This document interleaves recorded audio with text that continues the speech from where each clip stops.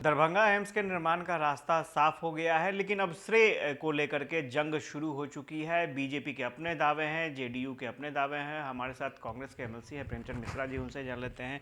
Premchand ji, Darbhanga AIIMS फिलहाल तो अब दिख रहा है कि अब जमीन पर आ जाएगा, लेकिन अब श्रेय की होड़ दिख रही है। आप लोग क्या मानते हैं?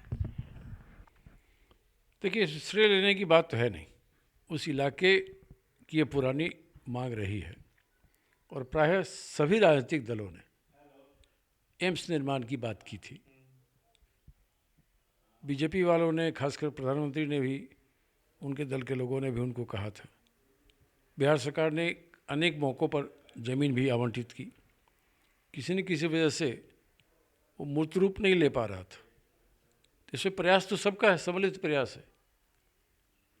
लेकिन जो लोग श्रेय लेने में ज़्यादा उतावले हैं, मैं उनसे पूछना चाहता हूँ कि आखिर इतना विलंब क्यों हुआ। अन्य जगहों पर भी एम्स निर्माण की घोषणा प्रधानमंत्री ने की थी। क्या वजह है कि वहाँ बन के तैयार भी हो गया कई स्थानों पर, फुल फ्लेजेड ओपीडी काम कर रहा है। दरभंगा को लेकर इतना विलंब क्यों हुआ? तो अगर इस पर जाएंगे तो पता चले कि बीजेपी का जो लीडरशिप है या केंद्र सरकार का जो रुख रहा है, वह भी एक किस्म में मूल वजह रही है। तो बहरहाल आज अखबारों में देखा है कि संभावनाएं बन गई हैं फिर से। तो हम सब यही चाहेंगे कि एम्स निर्माण कार्य जल्दी से जल्दी आरंभ हो जाए और दरभंगा को, मिथिला को, जिसकी पुरानी मांग है, वो मूर्त रूप में सामने आ जाए। ये बिहार में एक और बड़ी बैठक होने वाली है, क्षेत्रीय परिषद की बैठक होगी। मुख्यमंत्री नीतीश कुमार भी उस बैठक पर रहेंगे और उन्होंने कहा कि विशेष दर्जे का हम की मांग करेंगे बिहार के हित में। लेकिन सबसे बड़ी बात है, बीजेपी का ये कहना है कि 18 साल कम नहीं होते हैं, 18 साल बहुत होते हैं। और बीजेपी अगर सरकार में आती है तो 18 सालों में अगर सरकार में रहती है तो बिहार विशेष राज्य बन करके निकलेगा। 18 साल तो बीजेपी वाले भी सत्ता में यहाँ थे, तब उन्होंने क्यों नहीं कुछ किया? सिवा बिहार की छवि कैसे धूमिल हो, इसका प्रयास करते रहे। नीतीश जी के साथ मिलकर सरकार में तो बीजेपी भी शामिल थी, तब उन्होंने क्यों नहीं कुछ बढ़िया काम बिहार के लिए करवा दिया? इन 18 वर्षों में केंद्र में भी उनकी सरकार, पिछले 9 साल से तो ही मोदी जी ही प्रधानमंत्री हैं। जो जो वादा बिहार के लिए किया गया, एक भी पूरा नहीं किया। तो मैं समझता हूँ इस तरह की बात करके अब लोगों को किसी भ्रम में बीजेपी वाले नहीं डाल सकते। मूल प्रश्न वहीं खड़ा है कि आम जनता से किए वादे क्या हुई, बहुत क्या मार, महंगाई की मार क्या ख़त्म हो जाएगा? क्या हुआ? महंगाई चरमोत्कर्ष पर आ गई। पेट्रोल डीजल दोनों 100 रुपये सुपर लीटर बिक रहा है।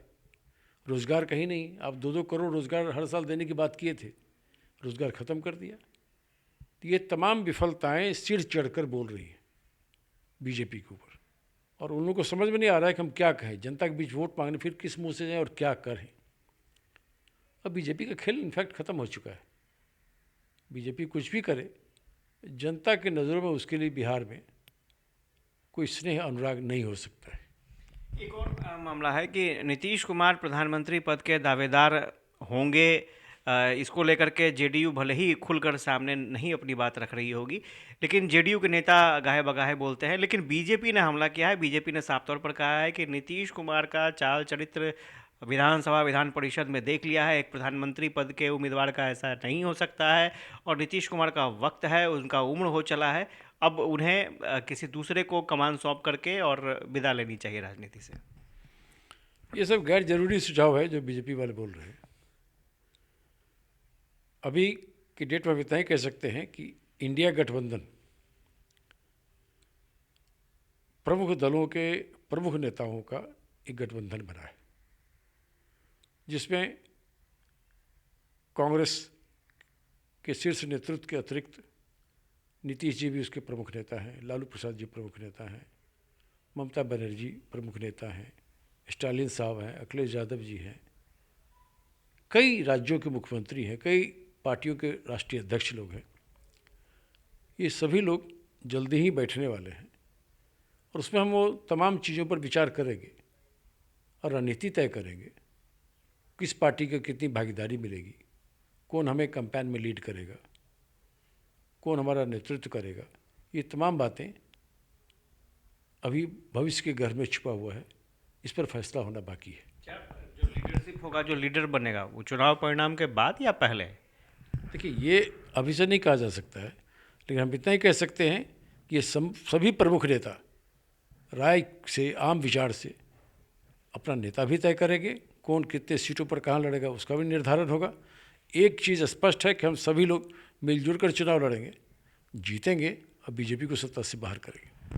जगदीश मिश्रा थे और इन्होंने साफ तौर पर कहा है कि साथ मिलकर चुनाव लड़ने का वक्त है। हालांकि अभी चुनाव से पहले पीएम कैंडिडेट के नाम की घोषणा होगी या बाद में, अभी फिलहाल कांग्रेस की तरफ से इस बात के खुलासे नहीं किए जा रहे हैं, लेकिन इतना ज़रूर तय है कि आने वाले समय में जो क्षेत्रीय परिषद की बिहार में बैठक होने वाली है वो इम्पोर्टेंट बैठक होगी। उनमें जो मुद्दे उठेंगे उस पर भी सबकी निगाहें टिकी होंगी, लेकिन विशेष दर्जे को लेकर के किस तरह की चर्चा होती है ये भी देखना दिलचस्प होगा। कैमरा पर्सन श्याम के साथ आशुतोष चंद्रा, कसस न्यूज़, पटना।